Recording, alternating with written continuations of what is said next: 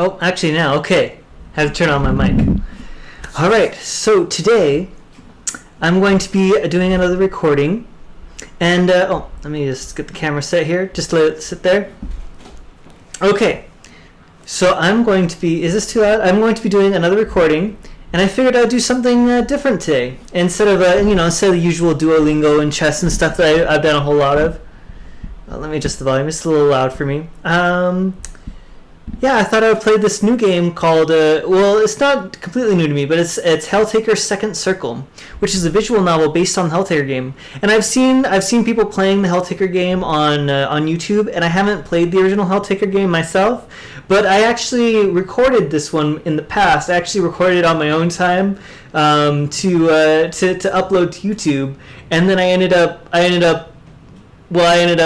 deleting the footage, which probably wasn't so good, but I lost that footage, so now I figured, hey, why don't I just do a live stream of me going through it? This is gonna be my first time doing a visual novel, and since I've already read this whole thing to myself, I kind of already have a bit of a feel for the different people, and so hopefully that'll be a little bit better to do live stream, we'll see how it goes, and then if it works out well, maybe I might start doing some other visual novels. And it looks like this might have actually gotten an update, because I had to re-download it, and it looks like some of the stuff has changed, so they might have tweaked some things since it, but it looks like it might still be generally the same thing. So let's go ahead and go in here. And let me double check to make sure I am recording. I hate to do an hour of recording or 2 hours or whatever, and then end up losing all of it. All right. In fact, let me put my. Oh, what? I only have 20. Okay. Hold on. Okay, I had. Okay. I must have been spending a lot longer than I thought setting it up. Okay, 1 second. Let me. Okay, I'm gonna just plug in my computer. I'm sorry. 1 sec. I'm just gonna turn off the camera.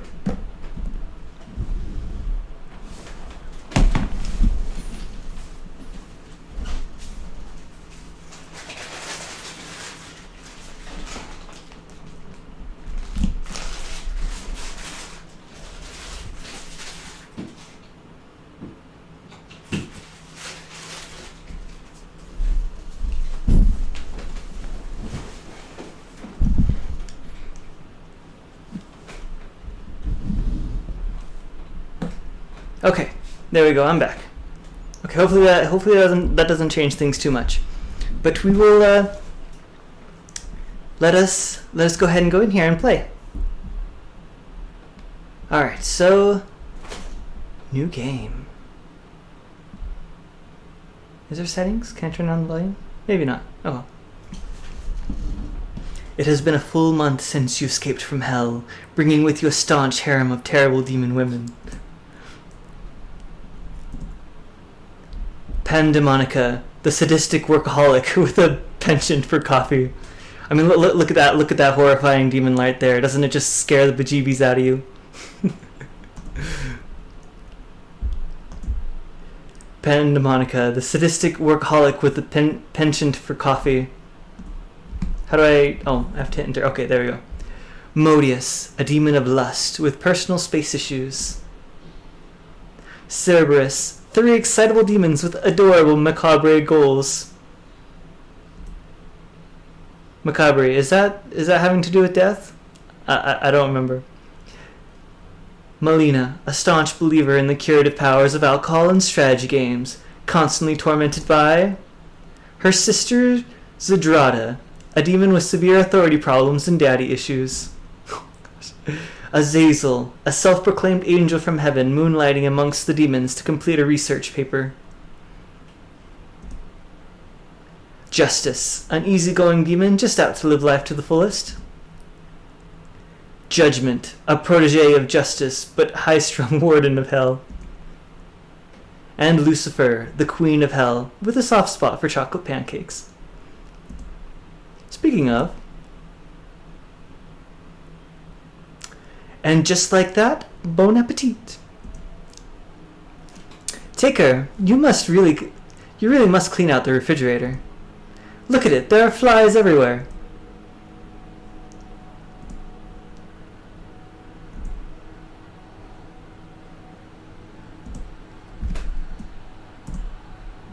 Okay. I'll do it later. You'd better. First one's for you, as per our agreement. I can hardly wait to taste what you've cooked up this time. The Queen of Hell takes a dainty bite of a neatly rolled up pancake. Incredible! I'll admit I've never thought of mixing marmalade and chocolate, but it's just so... I'm glad it's a hit. I'll write down the recipe so we can enjoy it again sometime. I'll handle it. You keep the pancakes coming. Right.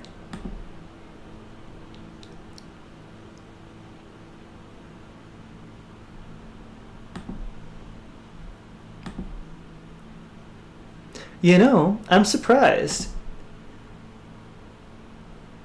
What about? You and us. And us. You know, I kind of assumed you'd be a lot more forward with the whole harem thing. What do you mean? We've all been living under the same roof for over a month now, yet not a single sin orgy has occurred over the course of that time. The other girls are getting impatient, you know. You might want to take some time out of your day to try to make yourself a part of theirs. If you're interested in keeping this whole show running, that is. Like a date or something? Or something. And so, though you once conquered hell, it seems the stage is set for an even greater challenge. Domestic dates with demon girls. Hey, if you're done with your internal monologue, you've still got more pancakes to make. Chop chop. Of course. 20 minutes of professional griddling later, you emerge from the kitchen, ready to continue your day. Now who do I talk to first? Select your character. Okay, so now we have the characters here. Let's, I have to click on this thing to go through them. Alright, we've got Pandemonica, Modius, Cerberus, Melina, Zedrada, Azazel, Justice, Lucifer, and Judgment. Alright, who should we go for first? Let's take out Azazel first. Why not? Let's go with Azazel first.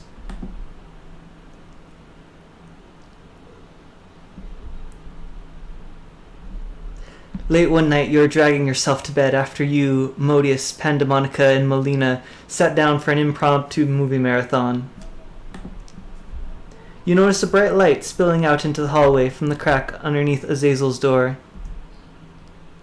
With a groan, you make your way over and knock on her door. From inside, you hear the momentary shuffling of papers before a small voice answers you. Yes? Who is it? There's something about the angel's chipper tone makes you question your own sanity, let alone hers. Azazel, you do realize how late it is, don't you? All of a sudden the door swings open and Azazel stands before you. Though you can tell from the distant look in her eyes that she hasn't slept a wink, the angel seems unfazed by that fact. Oh, hello there, Mr. Taker. Goodness me, is it that late already? I should be getting to bed, shouldn't I? Yes, you should. Against your better judgment, you look past Azazel and peer into the messy room behind her. While you wouldn't describe the space as being typically tidy, there is something extra chaotic about the state of it tonight. It causes you to worry for the angel's mental state. What are you working in there anyway? Ah, my thesis. Azazel turns to look at her mess of scattered papers and leaning towards the and leaning towers of books with a strange sense of pride in her voice.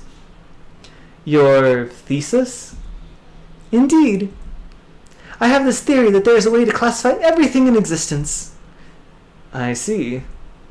And how have you arrived at that idea? As soon as the words leave her lips, you immediately regret them. At once, Azazel's eyes begin to shimmer with excitement. Before you can escape, she draws in a deep breath in preparation for what you can only imagine is an incredibly lengthy explanation.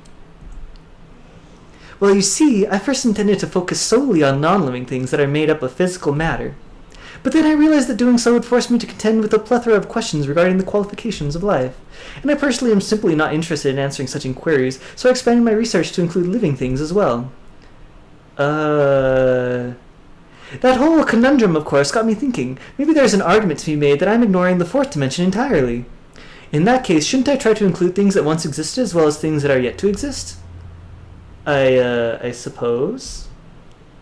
And while I'm at it, I really shouldn't discriminate when it comes to things that exist only within our plane of reality, that is to say, heaven, hell, and the world in between. So needn't I include things from all of the realms?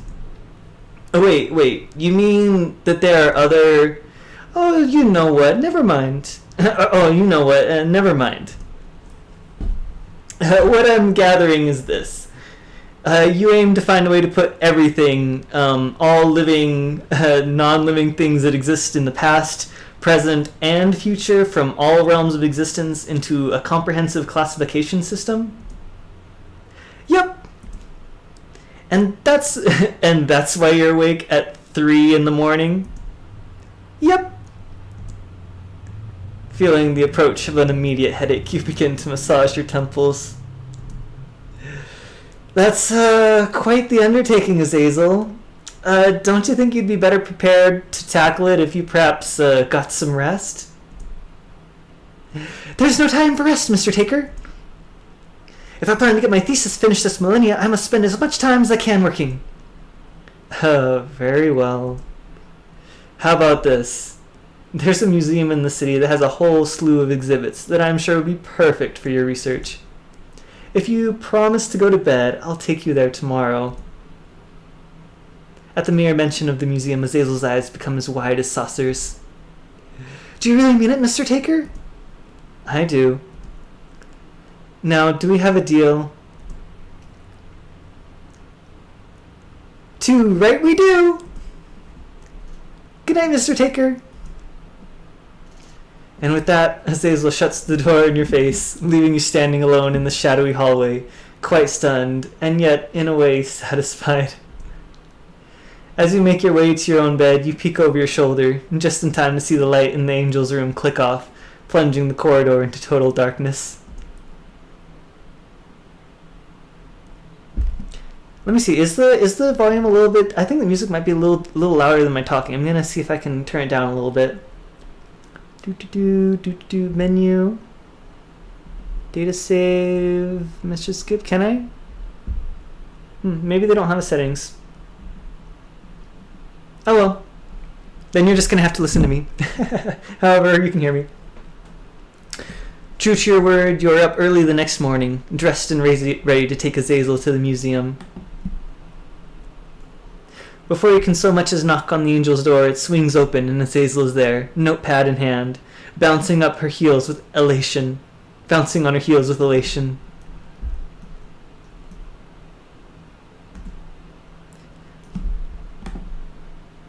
Museum time? Museum time. The both of you load up into the car and set off for the city. Though the museum is a fair distance away, Azazel turns what would otherwise be a long, quiet, and perhaps some boring drive into one filled with a nauseatingly thorough lecture about every intimate detail of her thesis and the research that she's done thus far. Oops. I skipped one. My mistake. Fortunately, just as Azazel is about to launch into a discussion around quantum physics and the fourth dimension, you arrive at your destination. As you shut off the engine, you turn to see your companion brimming with excitement. Before she can leave the car, however, you clear your throat and grab her attention. Hey, Azazel? What is it, Mr. Taker? Listen, I just want you to know that I understand there have been a lot of changes lately. What with you and everyone else moving in all at once, you know? It's just a lot to get used to. Sure, I suppose. But I don't understand what... What I'm trying to say is that I'm here for you. If you ever need to talk about anything, you know? If something's bothering you, you don't have to, keep bottling it all up.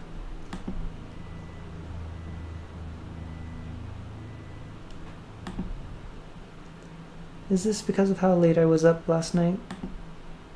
Well, yes. Oh, I see. The angel sighs and her shoulder sags. It's as if every ounce of her joyous energy has left her all at once. You've never seen her look so downtrodden before. You must think I'm weird, too. No, I suppose I can't blame you. I mean, not many people get quite as excited about research as I do. It's just that I'm really passionate, you know? I didn't think that was a bad thing. Zazel. If you want the truth, Mr. Taker...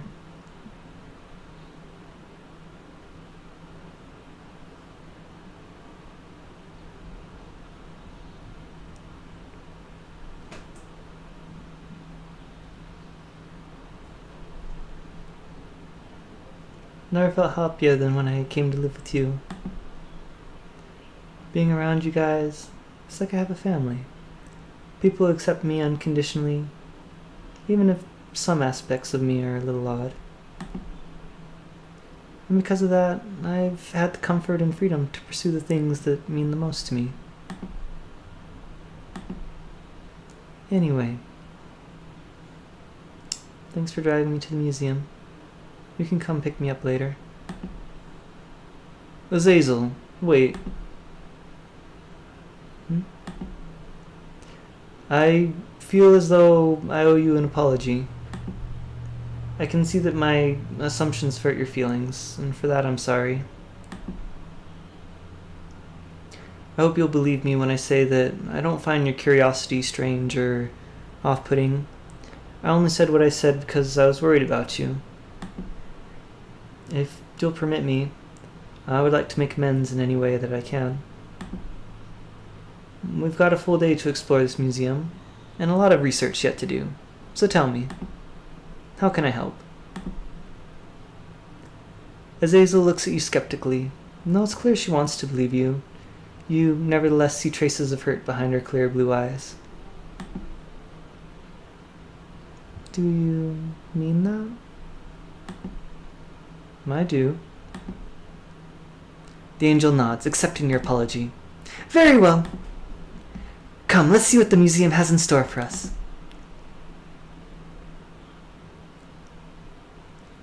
You get out of the car and follow Azazel up to the museum. Inside, you are immediately presented with a directory that covers an entire wall. From the looks of things, there is so much in this museum that it will be impossible to get through all of it in one day. Nevertheless, you are determined to cover as much ground as possible with the time that you have. With Azazel leading the way, you spend the next several hours hopping from one exhibit to the next. As you make your way through, the angel fills notebook after notebook with her findings. As the day approaches its end, you have no less than 2 armfuls of filled notebooks between you. You've never seen someone write so much so quickly. After glancing at the clock, you turn to Azazel. We've got 1 hour left. Just enough time to hit one more exhibit. So what'll it be? There! Azazel points at an art exhibit of all things. One which, much like the rest of the much like the rest of the museum, sees precious little of the way of foot traffic. The sign over the entrance reads, Renaissance. With a shrug, you follow the angel inside. Once there, you are surrounded by white walls, marble floors, and massive well-lit paintings. As you peruse the art, you cannot help but notice that Azazel is particularly enthralled by one piece in particular. At first, you think nothing of it, but soon you hear her calling over to the curator. Pardon me, sir, but I'd like to ask you about this piece here. Yes, ma'am. What would you like to know? Are you aware this piece in particular is a forgery?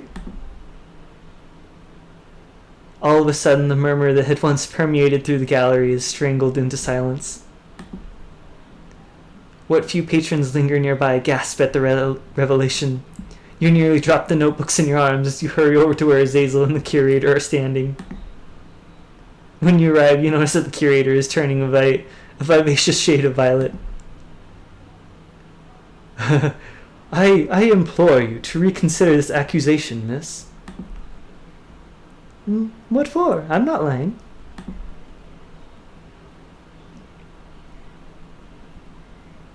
Why you are quick to step in between Azazel and the mounting rage of the art curator. The fact that you tower over the man seems to do well to subside his anger for the moment. Please relax, sir. I promise you, she means no harm. The curator sputters. No harm? Did you hear what she said about my gallery? I did. And you honestly mean to tell me that you believe what she is saying? Yes, as a matter of fact, I do. That's it. I want the two of you out of this gallery and out of this museum. From now on, you're banned. Do you hear me? Banned! With the stubbly little man hot on your heels, you and Azazel book it out of the museum. Once you get to your car, you dump the notebooks in the back seat and jump in to start the engine. Before you drive off, Azazel puts her hand on your forearm. Thank you. You stuck up for me back there, even though it caused you trouble. And that means a lot. I hope you know. I promise to always back you up from now on, okay? Now let's get the hell out of here.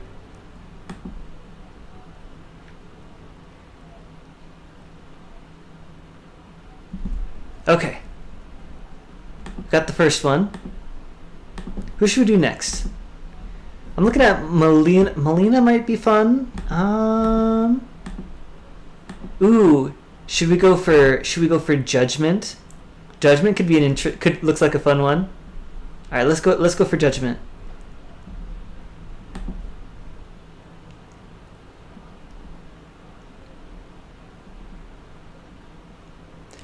One day, as you're hanging out around the house, you come to the realization that you've seen very little of Judgment since she's moved in.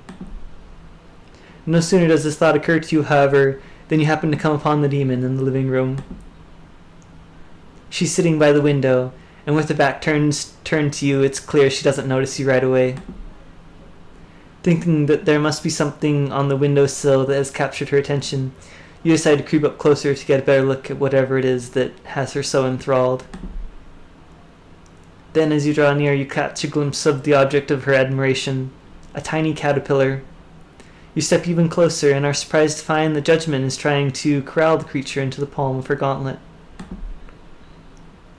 Sadly, the insect seeming put off by the feel of the metal, resists her endeavors. You wonder for a moment why Judgment doesn't simply scoop the thing up. But then it occurs to you that she's fearful she might get hurt if she might get hurt if she were to do so. Only then do you decide to alert the demon to your presence. Eve! At once the demon leaps to her feet and spins to face you. Blushing profusely, she wears the expression of someone who is caught, with their hands in the cookie jar, so to speak. Mortal, you startled me. Sorry about that. I just wanted to see what you were doing over there. Oh, I have discovered an intruder. An intruder? You mean the caterpillar?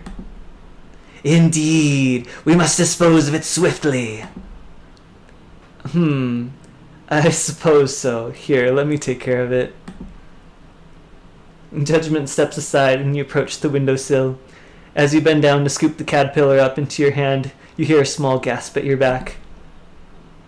Peering over your shoulder, you see Judgment staring intently back at you. Well, what are you waiting for, mortal? Dispose of the trespasser.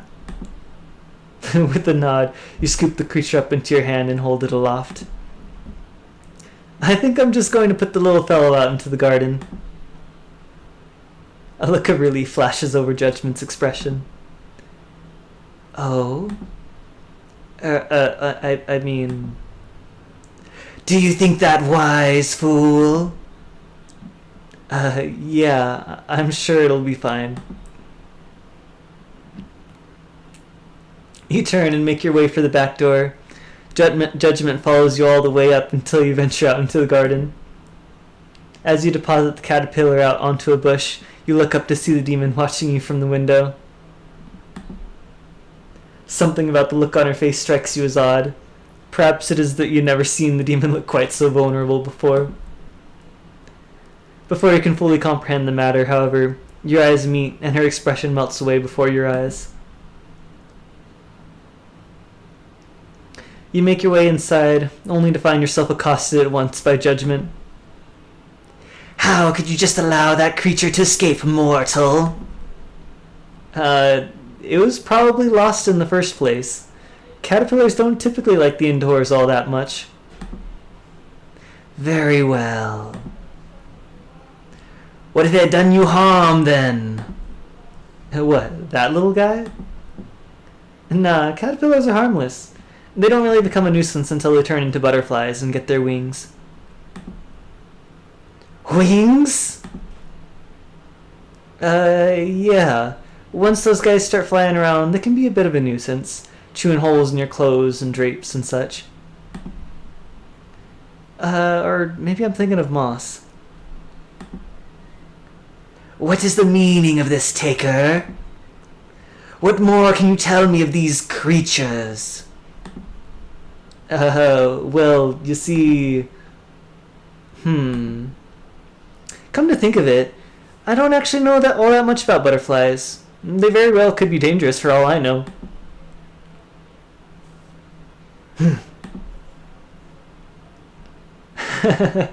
How about this?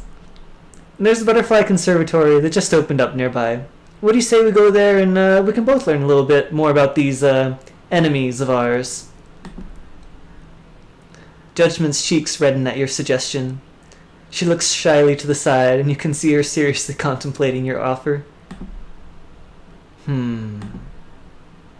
Yes, mortal. I think this would be satisfactory. When the afternoon rolls around, you decide to call the conservatory in advance to see if they offer tours. Much to your delight, they do. So you book a tour and approach the demon regarding your date at the conservatory. Thinking it might be a nice surprise, you decide to keep the tour a secret. For now. I'm ready to go? Fool! I was born ready.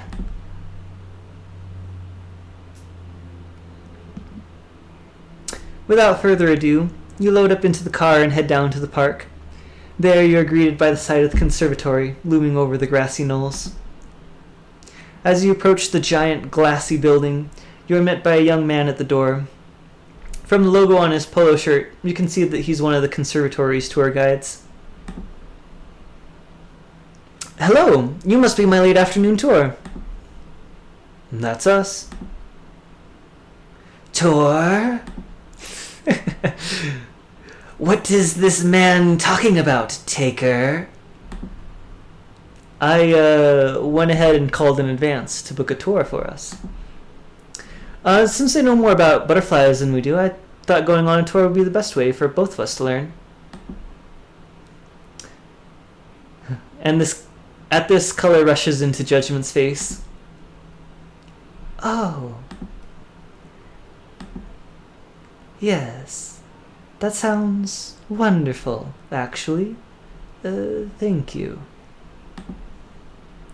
And the sudden sincerity in Judgment's voice takes you off guard. Before you can process what you just heard, the tour guide claps his hands together, drawing your attention.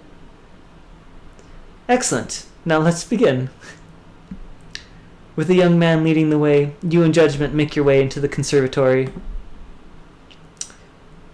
First, you stop inside the large welcome room. Before we get started, I'm going to have to ask you to remove your, gloves. I'm afraid we don't allow weapons or, weapon-like objects inside the conservatory. We offer lockers here for temporary storage, so I can assure you that they will be well looked after. At first you fear that Judgment will envelop the poor man in her chains and throttle him until he relents. Instead, Judgment nods and removes her gauntlets. She hands them off to a front desk worker who nearly buckles under the weight. With that matter taken care of, the tour guide leads you into the spacious conservatory room at large, where the butterflies are free to linger about all over. As you pass through the great glass double doors, you wonder about the sudden appearance of this soft-spoken side to Judgment that you've never seen before. Though peculiar and vastly different from the first impression you got from her down in hell, you find yourself excited at the opportunity to learn more about this gentle facet of her personality. You smile as you watch the demoness bend down to examine a caterpillar on a leaf. Tell me, boy, how long does it take for these creatures to become airborne?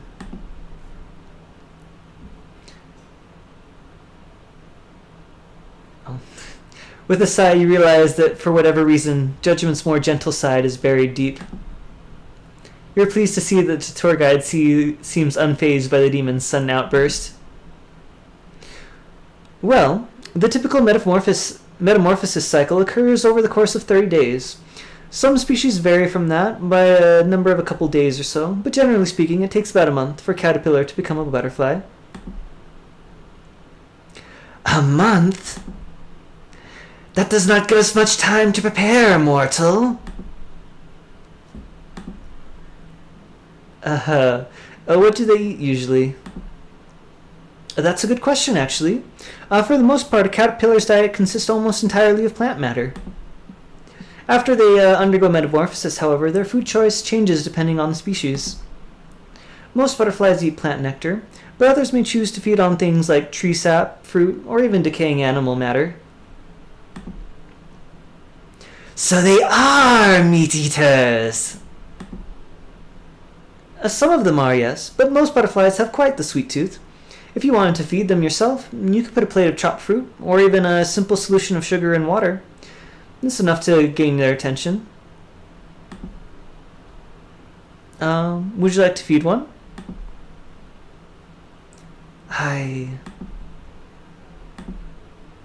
Yes, please.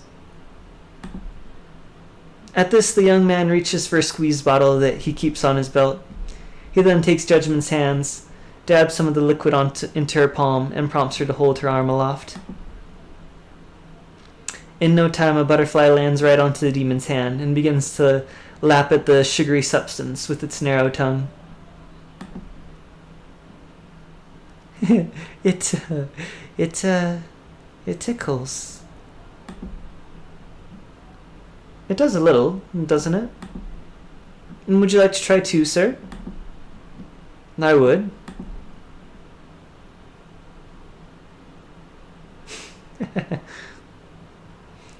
The man pours some of the sugar water into your palm as well, and soon enough you two have attracted the attention of a couple hungry butterflies.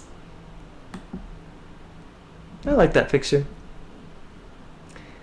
As Judgment stares intently at the creatures fluttering about her palm, you find that your attention is on her instead. And it's hard to believe that this is the same demon who once tried to trap you for an eternity of torment in hell. If you put a little on the tip of your finger and draw a line down the bridge of your nose, you might even get one to land there.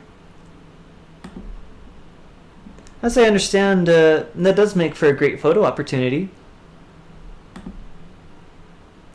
Like this?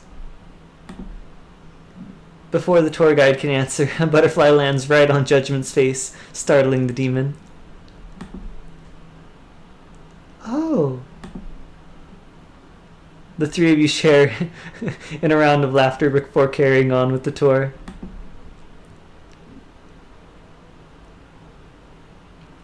Before you're quite ready for it to end, the tour concludes, and you and Judgment return to the waiting area to retrieve her gloves. Just before you leave the conservatory area, you hear a tiny crunch, followed by a gasp of anguish. You turn around at once to see Judgment kneeling on the ground. Upon closer inspection, you notice a tiny mangled caterpillar body laying on the path.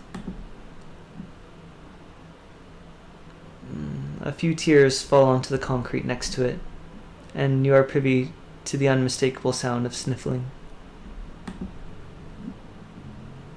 Oh no. Hey, Judgment. Before you can say anything else, Judgment stands. In spite of the tears in her eyes, her jaw is set. Whatever it was you saw in her expression earlier is gone. Now you can only see the High Prosecutor of Hell standing before you. Foolish creature.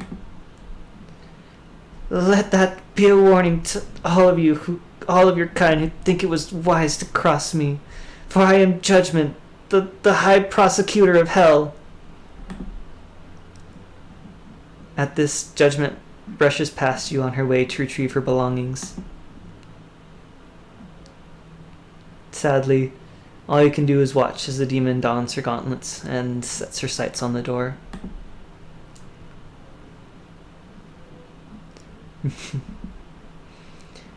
You follow, and soon enough the two of you are in the car with your sights set on home. After a silent and somber drive, you arrive at your front door. Judgment is quick to get out of the car. Thank you for today, mortal. It was enjoyable. Though her eyes are still red from her tears, you decide to say nothing with the caterpillar. I'm glad you had a good time, Judgment. Perhaps we can do it again sometime? Perhaps. And with that, the demon turns and hurries into the house. You follow, but catch no sign of her anywhere. Only the sound of a slamming door meets your ears. For the rest of the day, Judgment's door remains closed, with no sight of the demon within.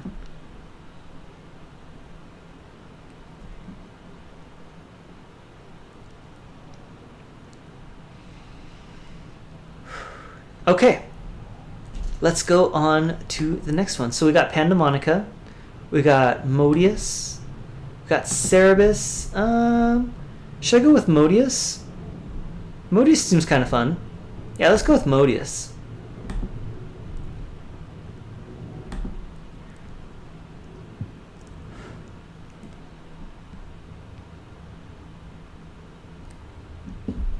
One morning, you are walking through the house with a tray full of pancakes to rouse everyone for breakfast. On your way, you run into Modius in the upstairs hallway. Good morning, Taker. Haha, good morning, Modius. Pancakes? Yes, please. I'm starving. Help yourself. And by the way, have you seen Lucifer? I believe she is still in bed. Figures. Anyway, enjoy your breakfast. Thank you. As the demon turns to leave and you set your sights on Lucifer's bedroom, you feel a crinkle in your back pocket. The sensation reminds you of something that you had been meaning to ask. Actually, before you go, I had something I wanted to ask you. Yes? With one arm balancing the tray, you dig around in your back pocket and come up with a small envelope. You hand it to Modius. The demoness looks it over carefully. What is this? Open it. With her finger, Modius splits open the top of the envelope and pulls out 2 slips of paper. And these are? Vouchers for a trip to the spa. I won a contest some time ago, and those just came up in the mail the other day. A spa trip sounds lovely. Would you like to go with me then? I've got 2 vouchers there. After you say this, the demon's cheeks redden so suddenly and so vibrantly that her complexion soon resembles that of a ripe tomato.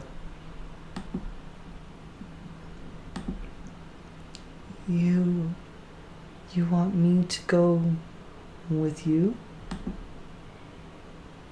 Oh my. Is that alright? No. I mean, yes. I mean, what does this spa trip, entail, exactly? Anything you want, really. Let's see, they've got massages, manicures, pedicures, sauna access, acupuncture. Well, I just don't know what to say. Oh, the volume's just getting louder. Sorry, one sec. Here we go. I just saw configuration. Let's set the volume to get a little bit lower.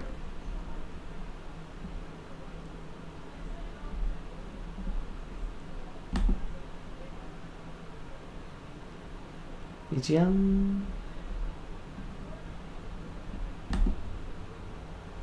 Does that turn it down?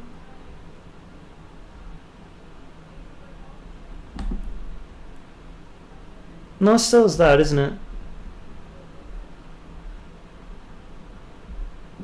If I mute it? Oh yeah, it's this one.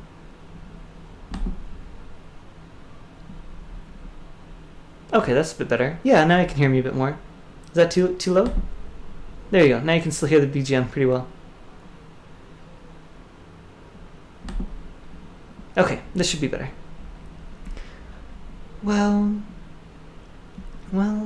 I just don't know what to say. If you aren't interested in going, I completely understand. Yes. Wait, no. No, I don't want to go. I do. It's so...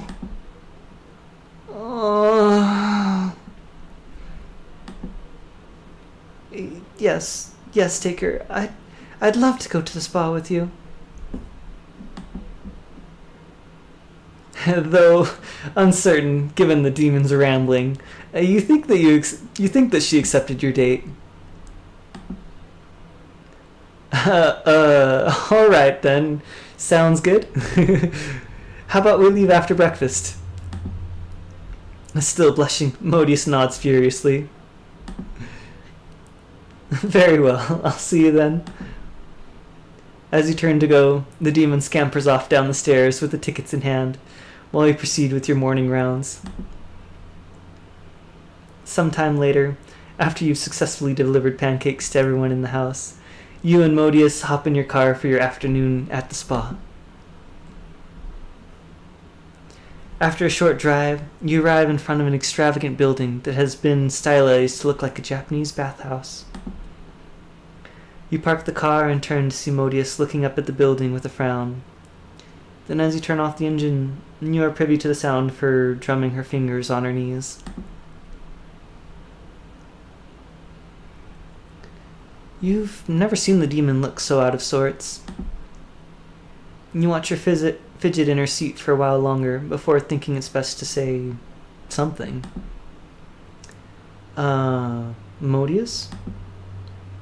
Modius doesn't reply at first. Modius? Oh, sorry. Got a little lost in thought there. Is everything alright? Again, the demoness doesn't seem to hear you. Modius? Oh, what's that? Sorry, did you say something? I was just asking you if you were feeling alright. Me? Oh, yes. Yes, I'm fine. Ready to head inside? Not quite yet. You seem a bit... Before you can finish your thought, you hear the car door shut and look up to see Modius walking listlessly towards the spa.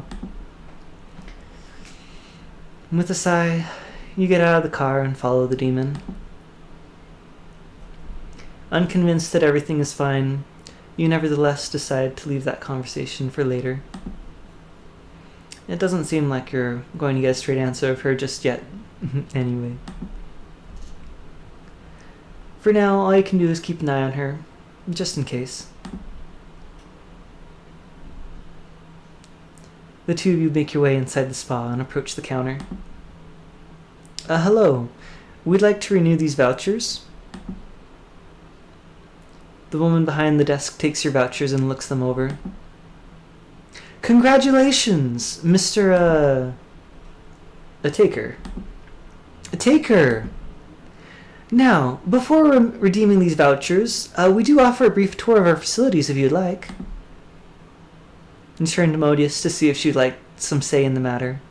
The demon still seems uneasy. Maybe the tour will help her relax? A tour would be lovely. Thank you. Excellent. Now if you'll just follow me.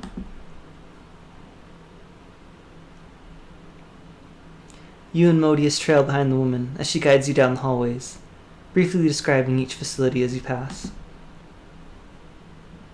From acupuncture to massages and heated bathhouses to saunas, it seems that the spa has everything you could ask for.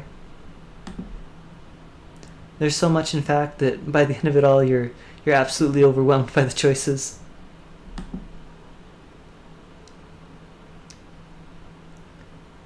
So now that you've had our tour, have you decided what you'd like to put your vouchers towards? We'd like to do the couples massage. Startled, you glance over at Modius to see only resolute determination in her heart-shaped eyes. Yes, a couples massage is good. Right this way. Though stunned at this turn of events, and Modius's sudden vocality, you follow the woman down the hall and into a room with two massage tables set side by side. And there are towels on the table over there, and if you both would like to... if you both would just disrobe and lay down on the tables, the masseurs will be with you shortly. The woman disappears, and you look over at Modius, expecting to see her nervously staring back at you. What you are met with instead is the sight of her standing stark naked before you, having undressed completely in the few short moments since the spa worker left the room.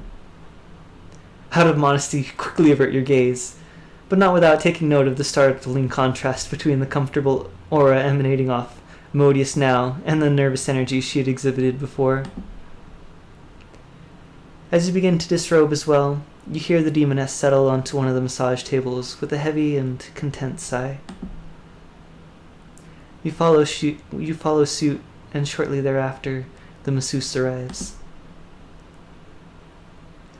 After some idle small talk, the woman begins to work.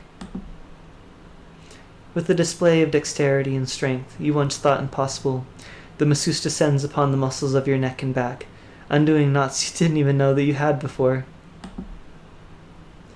After each satisfyingly painful release, the woman switches between you and Modius, giving you each time to breathe. Has anyone ever told you that you run a bit warm, dear? Do I? Must be the climate I'm used to. Oh, where are you from? Hell.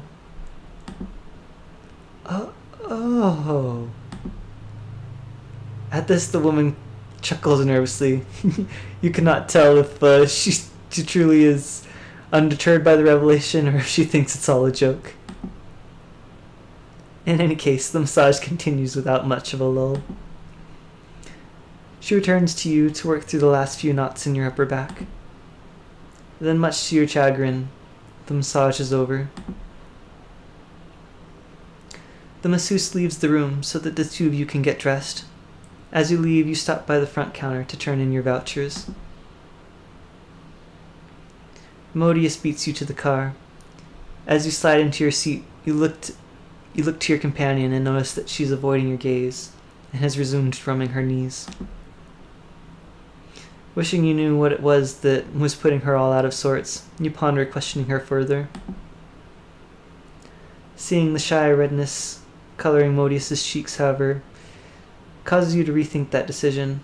Instead, you start up the car and head home. Perhaps that's a conversation for another day.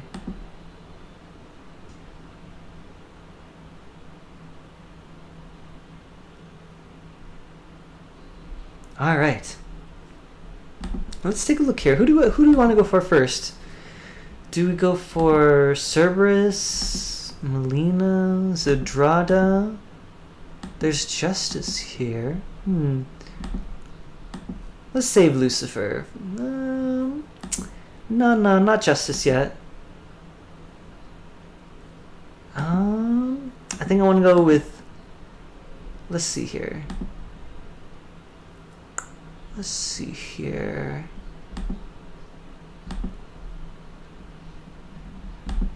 Yes, let's go for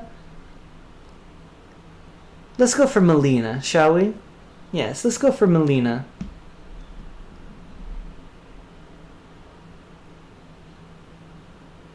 No, Cerberus. Let's go for Cerberus. Yes. I'm actually, last second I changed my mind. Let's go for Cerberus.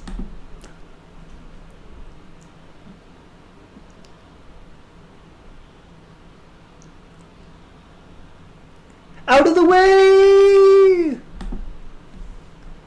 A black and white blur attempts to shoot past you into the living room, only to stop halfway through the doorway.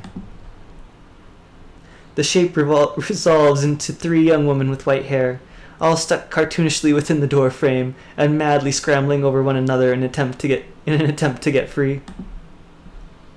A piece of rolled up pancake oozing chocolate pokes out of the corner of one of their mouths. Noticing your gaze, the other two quickly position themselves in front of their third member as best as they can, shielding her from your view. Ah, Master, we were just on our way to go outside and play, yeah. You were? After judgment grounded you for what you did to the mailman? We were only doing what Modius suggested. She always comes up with the best games. I've warned you before about taking Modius's advice when it comes to humans. Speaking of, I received a call from the hospital. It seems the mailman's pelvis is healing quite nicely. And once we finish paying his rehab bills, he won't be pressing any further charges. Oh, that's great, Master. Now, if you wouldn't mind helping us out.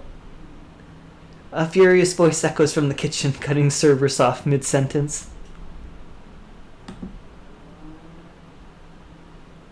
What the hell happened in here? Where are my pancakes? Oh.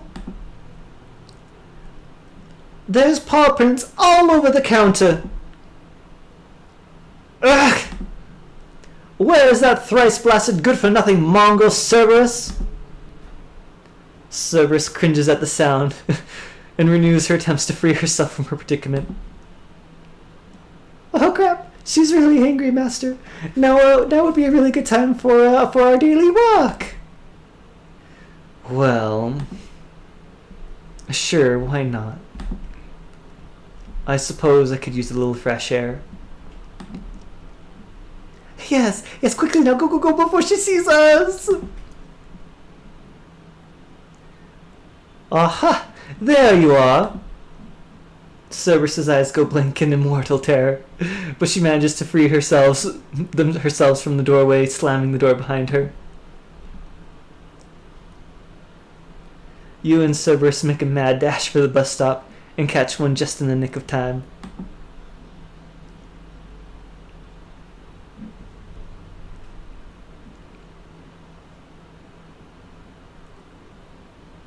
Phew, that was a close one. Yeah, we thought we were done for sure. You might still be.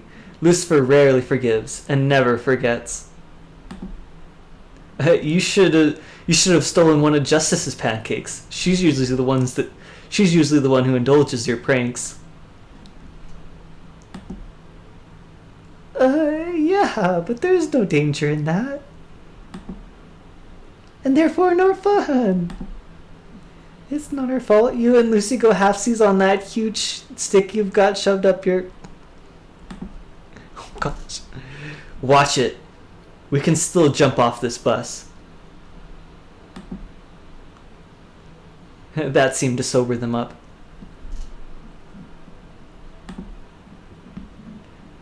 So, where are we going? I hadn't really thought about it. I guess we'll find out when we get there.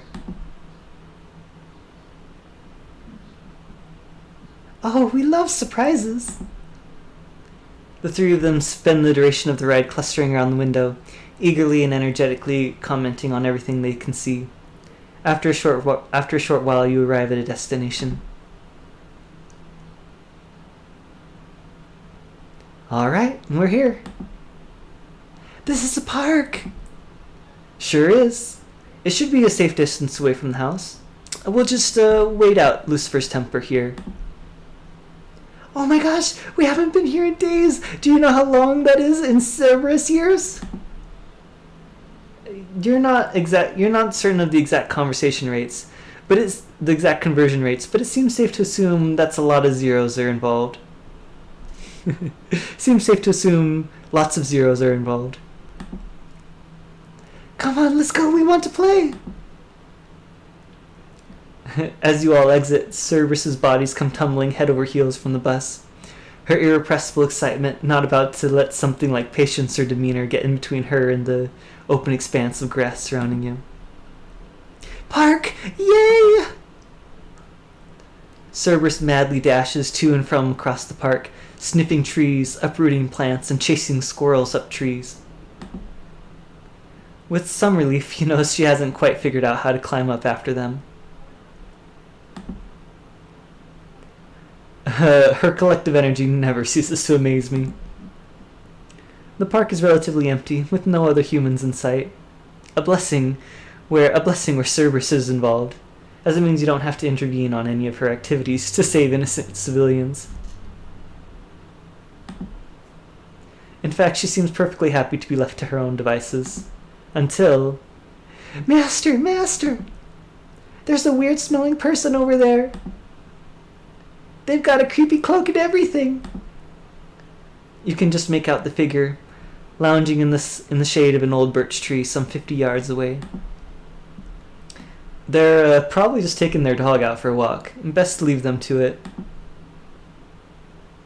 Okay, but we'll keep an eye on them for you, okay? I'm not worried. Cerberus continues to frolic in the grass, but keeps one pair of her 3 sets of eyes on the cloaked figure, until the stranger seems to catch the hint and retreats into the recesses of the trees. Oh, that's cute. As the sun reaches its zenith, standing in its full light becomes uncomfortably warm. You sit down under the obligingly shady branches of an elm, and are eventually joined by a thoroughly exhausted Cerberus. All three bodies curl up in a pile next to you, and the soft sounds of their snoring are almost sweet enough to give you diabetes. Your hand wanders from head to head, gently petting Cerberus's sleek white hair as she dozes. You let yourself relax, and the warm summer air slowly lulls you to sleep. You awake to a sight, tickling feeling on your right hip. Eyes still closed, you wonder if some small creature perhaps crawled into your pocket while you slept and was now trying to find its way out. Squatting next to you with their shrouded eyes laser focused on their task, the cloaked stranger from earlier delicately works your wallet even further out of your pocket. Their gloved, long-fingered hands tickle your thigh with their subtle movements. They are so focused on removing your wallet they don't even notice your strong fingers until you've wrapped them around the arm currently fishing around in your pocket. Hold up. Let's take things nice and slow here. Maybe you buy me dinner first? Damn nations! In a blur of speed, her free arm shoots across your body, pressing a knife lightly against the base of your throat. I really hate doing things this way. I'm gonna take what I came for. Just relax, there's no need to make a scene here. Wait just a minute. The knife presses a little more firmly onto your neck. I don't recall asking for your opinion, just your wallet. You are suddenly filled with an overwhelming desire to let this mysterious mugger have your wallet. Slowly, careful not to antagonize the hand pressing a sharp blade into your neck, you release your fingers from the stranger's arm. As the stranger extracts your wallet, a small hand flashes out to hold their arm in a vice-like grip. You look down to see Cerberus, her eyes blazing, holding the would-be mugger's knife arm with fury blazing in her scarlet eyes. Steadily she forces the mugger's hand away from your neck. Her other two bodies crouch, ready to leap into action if needed. Mr. Stranger, I'm afraid you just messed with the wrong guy. See, Master Taker, he's nice enough, but us, we really don't like people waltzing in and taking what isn't theirs. Especially when they look as creepy as you do and smell so... Her eyes narrow, focused and intent on the still hooded figure. The two bodies not currently holding on to the mugger stiffen and sniff the air intently. Hold on. Wait, you're... With a sudden howl of fury, all three of Cerberus's bodies pounce on the stranger, knocking them backwards and onto the ground. Ow! Hey, stop it! Ow! Get out of here! And if I even smell your ass as close as 3 blocks to my house, I'll kick you straight back to the void myself. Understand? This isn't over, mutt. Cerberus roars again, and the stranger bids a hasty retreat into the lengthening shadows of the park. You and Cerberus watch as the stranger vanishes into the darkness. Turning to you as if nothing had just happened, Cerberus beams a sunny smile directly into your face. Good thing you remembered to apply your triple strength SPF Adorable before you left the house. Can we go home soon? I'm hungry. In a moment. First, though, what exactly was that all about? What was what all about? What just happened back there? Did you know the person who tried to mug me? What? Don't be crazy. This is definitely the first time we've ever seen her. Absolutely. 100%. Her? I couldn't tell it was a woman from the voice alone. Nope. Perhaps it's better to let sleeping dogs lie, or let lying dogs sleep, as the case may be. Regardless, I'm very grateful that you protected me, Cerberus. Thank you. Of course, Master. Who else would make us pancakes if you got hurt? Good behavior deserves positive reinforcement. I think a reward of some sort is in order. Yay! Now we get outside privileges, right? A sudden image flashes before your eyes. The town burning to the ground while Cerberus and Zidrata highest kites loop flaming appliances from shattering storefronts. No. But I will stop by the store on the way back home and refill your baking ingredients. We'll do some stealth baking, and then you can give Lucifer some almond cookies as a peace offering. Deal?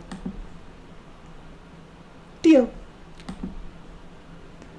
Cerberus is odd and exhausting, but her happiness is delightfully infectious. Maybe I should take them out more often.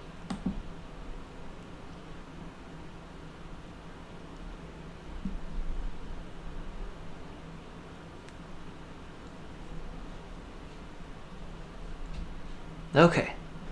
Who should we go for next?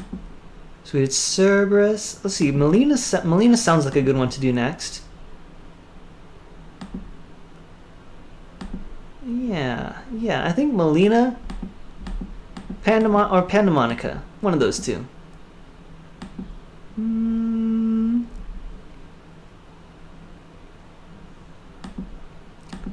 Let's go with Melina.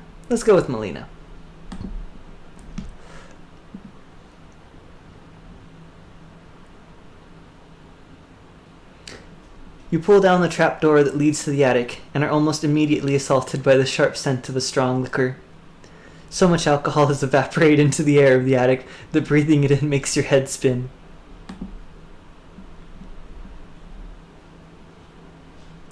Bottles lie strewn across the otherwise well-cleaned room, with the exception being the wooden desk in the far corner of the room, squatting upon which is a large black computer. Slouching on an old leather couch at an angle incompatible with long-term back health, Melina scowls peevishly at you from heavy-lidded eyes. Taker, it's a bit early for a visit, isn't it? It's 12:30. Did I stutter? If there's daylight, then it's still too early for me to be awake. Shielding her eyes from the faint few streams of natural daylight filtering in through her curtains, Melina groans. Pass me that bottle, would you? The Istvan one? You grab the requested bottle of Uncle Istvan's hermit juice off of a nearby coffee table and walk over to Melina. You sit down next to the demon and hand her the bottle. Pulling the cork out with her teeth, she sucks the bottle dry of liquor in 3 deep swigs, tossing it carelessly behind her into the garbage can. From the cloud's bottle, you conclude that the bin hasn't been emptied in quite some time. That, or Melina fills it with extreme prejudice.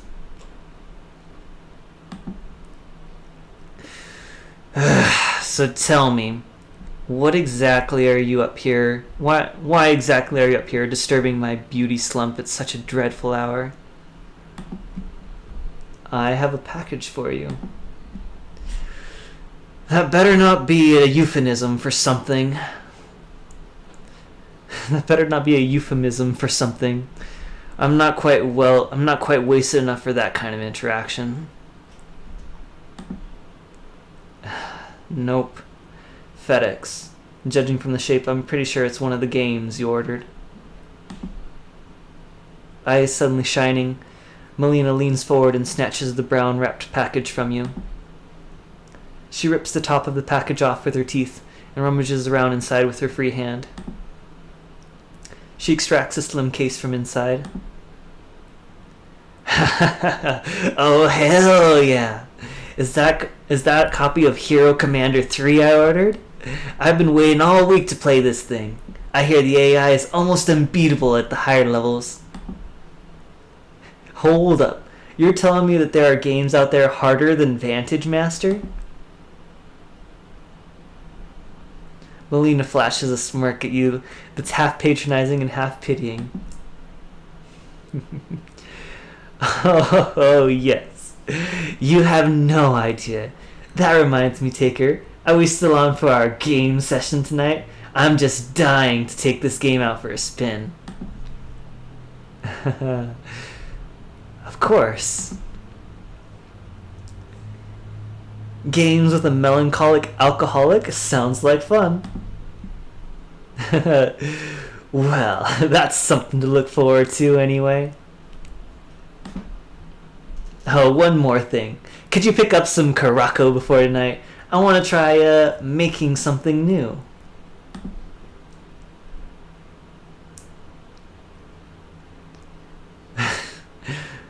I got your booze. Now let's see this new drink.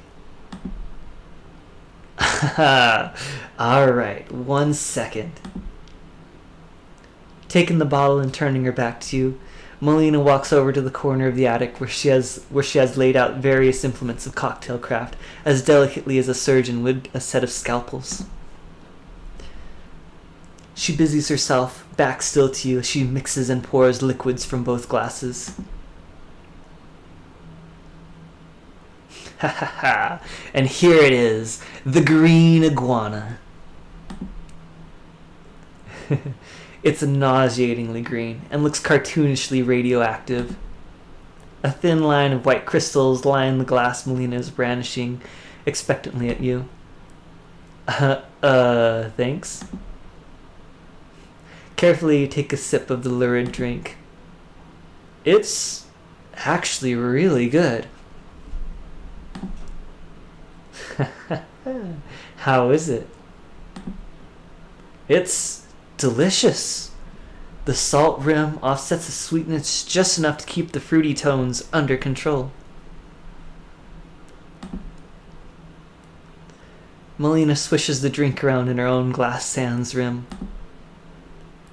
Yeah, that's what I've read. Something wrong? Why didn't you put a rim on your glass? I can't. Salt gets demons pretty effed up, and not at all in a fun way.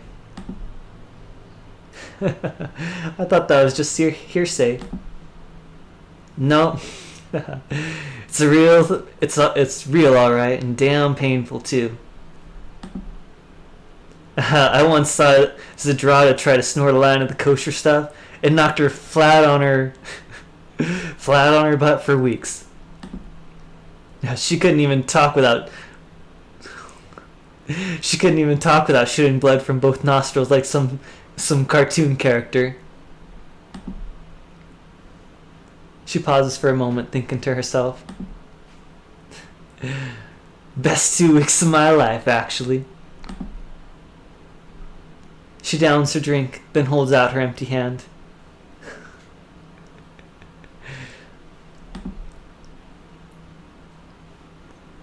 Here, I'll make us some more while you move the computer over to the couch. As Melina pours another drink for the two of you at her improvised bar, you walk across the room and easily pull the table and computer over to the couch before sitting back down. Melina joins you a moment later, handing you a refill before flicking the computer on and inserting the game into the disc reader. The game boots up, backed by dramatic orchestral music. We didn't have the budget to compose for this game. Backed by dramatic orchestral music, we didn't have the budget to compose for this game.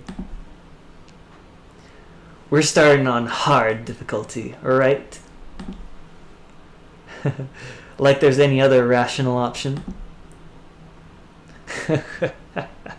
Damn straight.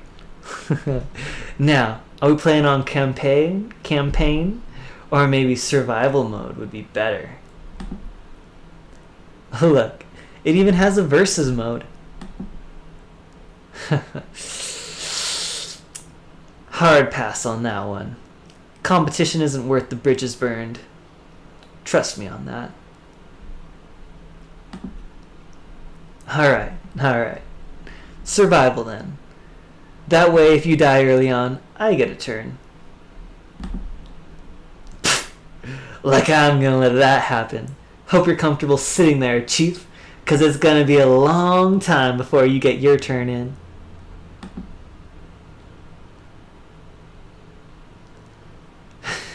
True to her word, Melina plays the game like the seasoned veteran she is. She cruises through the early game like a battleship on steroids. Until... goddamn quicksand! Why the developers would even consider implementing a hazard that kills your unit on contact with absolutely no warning is beyond me. My turn then. Any sage advice? Yeah. Get good or get off.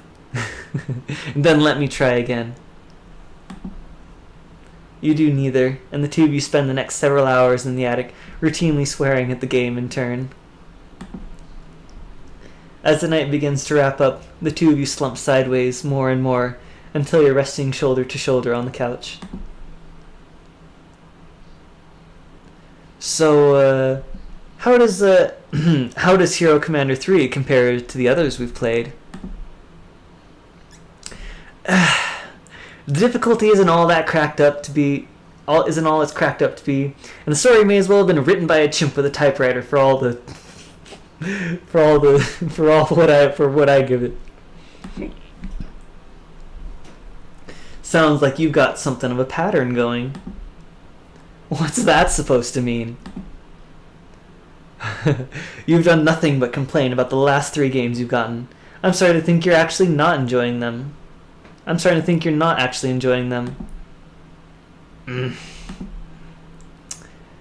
These last few game nights we've had all ended the same way too, with you getting mad at the game and spending the next couple days sulking before you set your heart on a new game, and then we do the whole thing over again.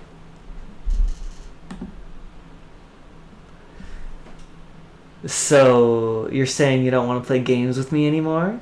Oh, that's fine. I'm perfectly capable of enjoying myself without your big dumb face sticking up my peripheral vision.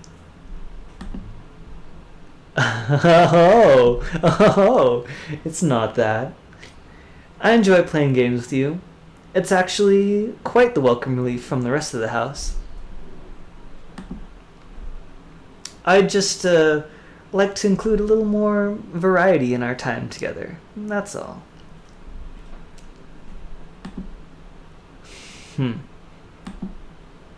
I suppose your taste isn't complete garbage. I guess I'd be willing to let you play on the next night. But whatever you find, it better have screens, booze, and not be public. If you can find a thing that checks all 3 boxes, I'll give it a shot.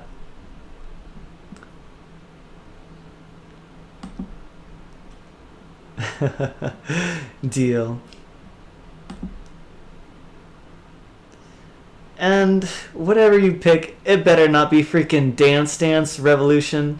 That's way too kinky for me.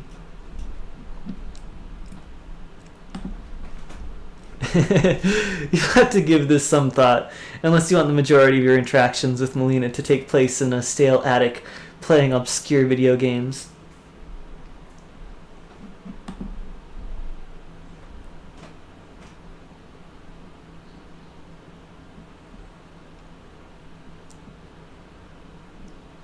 Okay, where do we go next?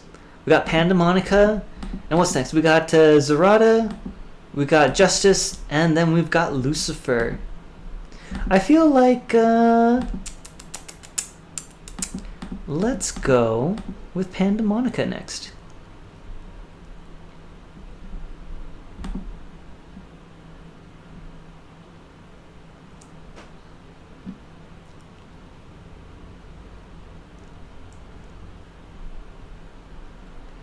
One morning, you walk into the kitchen to prepare Pandemonica's coffee, only to find that the demon in question is already up, standing by the coffee maker.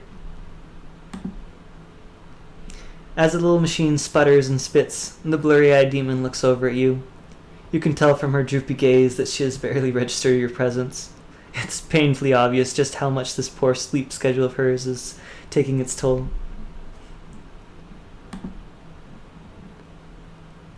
Without bothering to greet you, Pandemonica returns her attention to the coffee machine.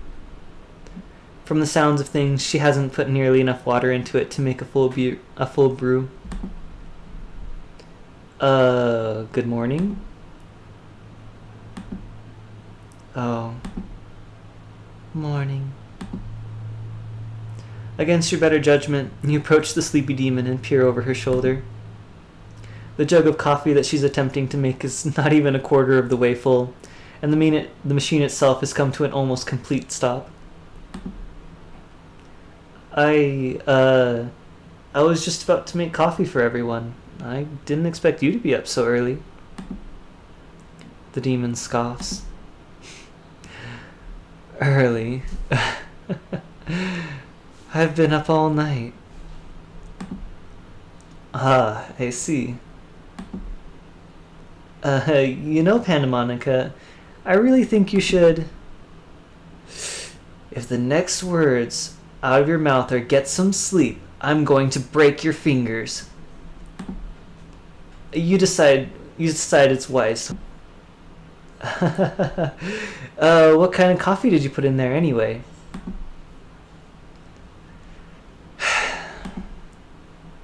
Just some store-bought junk we had in the cabinet. Why? As you ponder the situation, you're reminded of the coffee grinder that your father sent you not too long ago. You had been waiting for the perfect moment to break it out as a surprise, and perhaps now is that moment. The thought drives you to the cabinet on the other side of the kitchen. And there you keep most of your lesser used appliances.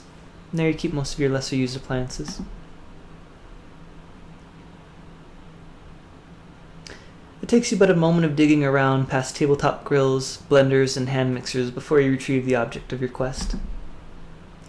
Pandemonica, whose attention has come away from the coffee maker, if only to see what all the ruckus is about, watches you as you set the grinder on the counter. What do you think you're doing?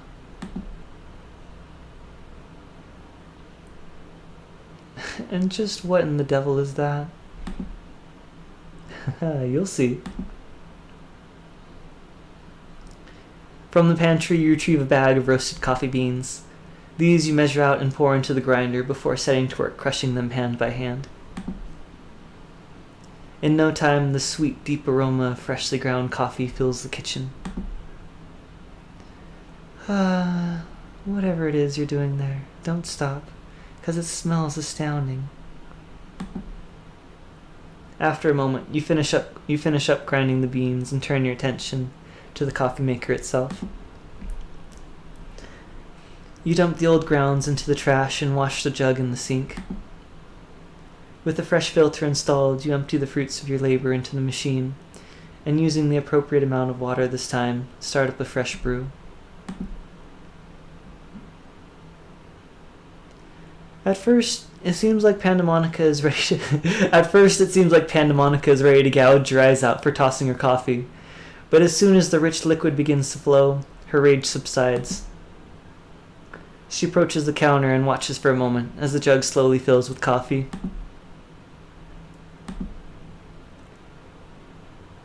What did you do? This scent, it reminds me of... That coffee shop in the corner? Why yes, that's it. When I was a kid, my dad would grind his own coffee. One of my fondest memories from then is how I get to wake up... One of my fondest memories from then is how I get to wake up to that smell, filling the house every morning. So, the other day I decided to pick up a bag of beans from that place on the corner. I know how much you like their coffee, so I thought that I'd bring them to you. Unfortunately, I didn't know exactly which flavor you like, so I just got you the basic stuff. I hope you enjoy it. That was unnecessary of you to do. But I do appreciate it. I'm glad to hear it. If you'd like, we can go there together sometime, and you can show me some of your favorite flavors. I'm sure it'd be nice to have those around the house. Yes, that would be nice. Very well. I will take you up on your offer. It's a date, then. That afternoon, you and Pandamonica decide to skip dinner in favor of your date. Much to the chagrin of Lucifer, who complained loudly that no one ever sticks around when it's her turn to cook dinner. Knowing better than to argue, you grab your coats and smile and nod.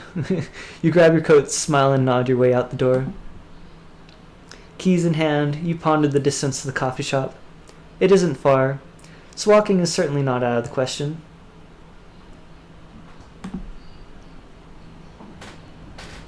Hey, Pandamonica? We could drive there, but what do you say we walk instead?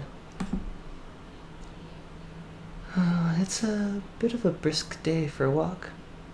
Perhaps. But yes, I think that sounds good. The demon leads the way, and the two of you head down the street in relative silence. It is a quiet day, filled with only the sounds of your footsteps and the occasional passing vehicle. You arrive at the coffee shop just as the sun starts to set over the horizon, a slight orange tinge painting the sky.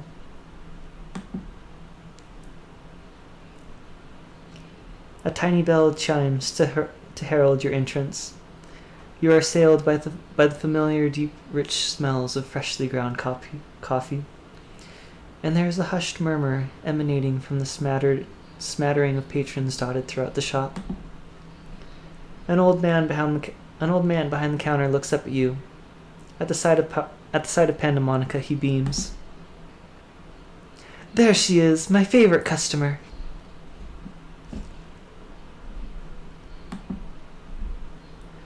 Good evening, Hawk. How are you? I am well, my dear. Very well. What can I get you today? I'll take the usual. Coming right up. And how about yourself, sir? A coffee, please. Black? A simple fellow. I like that.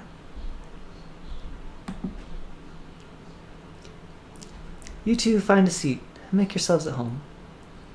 I'll bring your drinks over when they're ready. You and Pandamonica scan the room for a place to sit. How about over there? The demoness gestures to a booth next to the roast coffee display.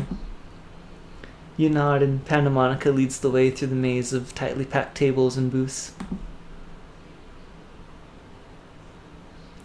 Just as you take your seats, the old man arrives and sets your drinks in front of you. Enjoy. You thank the man and sip from your coffee. After a few moments of idle chit-chat, you turn your attention towards the nearby display. So, if you had to pick, which ones of that group there are your favorites? Pandamonica's eyes the bags, reading each label in turn. Well, I must admit I'm quite partial to the darker roasts. For me, anything with a deep, rich flavor is a win, really.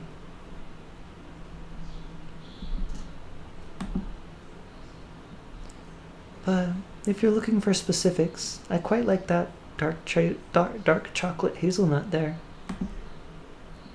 I see. So you're a fan of chocolate-flavored coffees? But of course, who doesn't like chocolate? Fair point. How about the one right there? The toasted almond? Yes. I do think that would be a good choice as well. I like a good nutty flavor. The demon grins at you as she sips her drink. Her tail flicks to and fro behind her, and you notice that her horns have nearly doubled in size.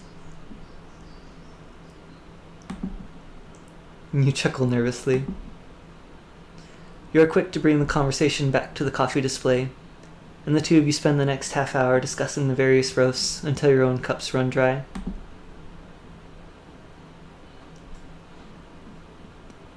You ponder fetching a refill for you both, but just then you notice Pandamonica acting strangely.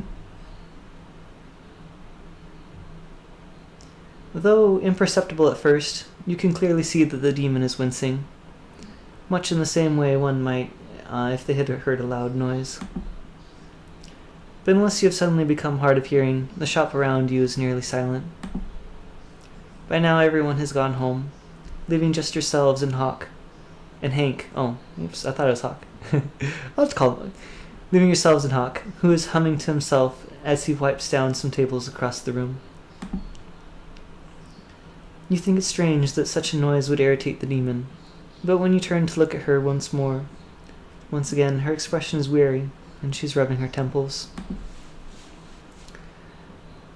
Shall we call it a day? Pandamonica doesn't respond. Pandamonica? Oh, yes. Yes, I think that'll be good. Thank you. You gather up your things and don your jackets. On your way out the door, you grab a few bags of the coffee and pay for them at the counter. Thank you for coming. I hope to see you both again soon. You depart with several bags of various roasted coffee dangling from your arm.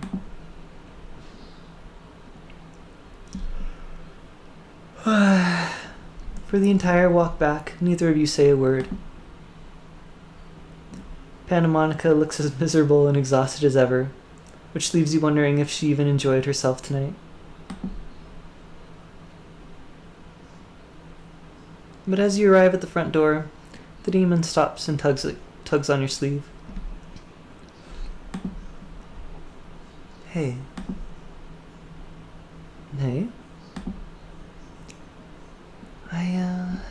I feel like I must thank you again for today. What you did this morning was very kind. And this evening, I got to enjoy a bit of peace and quiet, which is a rare occurrence. I hope we can do something like this again sometime. Maybe. I think I really needed it. And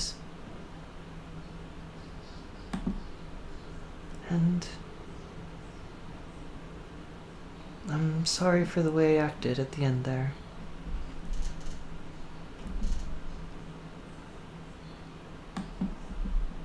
You start to question Pandamonica about her strange behavior.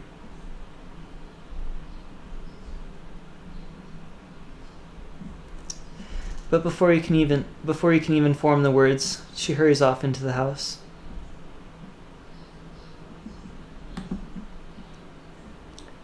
And though you attempt to follow, all you manage to catch is a glimpse of her disappearing into her room, and the door shutting neatly behind her. You are left wondering what you should do next.